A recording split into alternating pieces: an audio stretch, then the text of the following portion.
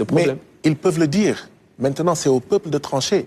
Est-ce qu'en 4 mois, il est possible de résoudre, de transformer structurellement ce qui a pris 12 ans, même plus de 12 ans, pour créer des monstres comme l'immigration irrégulière? Mon avis est que ce n'est pas possible. Eux, ils pensent que c'est possible. Au peuple de trancher, est-ce que qui de nous ou d'eux Est responsable? Non, a raison. Je pense que 4 mois, c'est trop court, c'est pas encore suffisant pour pouvoir impacter durablement sur ce phénomène qu'est l'immigration irrégulière.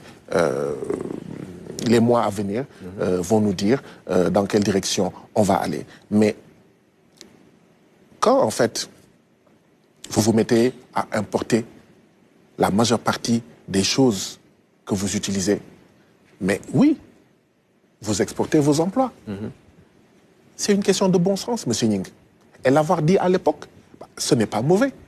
Et nous continuons à le dire. Moi, en tout cas, je continue à dire que oui, tant que nous avons des pays qui signent les accords de partenariat économique, les 185% de marchandises de l'Union européenne qui entrent dans nos pays, nos entreprises vont fermer boutique.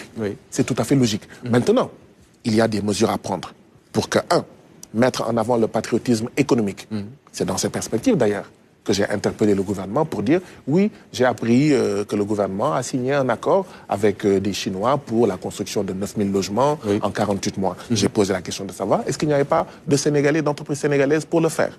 S'il n'y en a pas, dans ces 48 mois-là, qu'est-ce qui va être fait dans le cadre de ce projet de construction de 9000 logements pour renforcer les capacités de nos entreprises afin qu'elles puissent peut-être demain le faire, ou que le chemin qu'il leur reste à parcourir pour pouvoir faire 9000 logements en 48 mois, que ce chemin-là soit raccourci.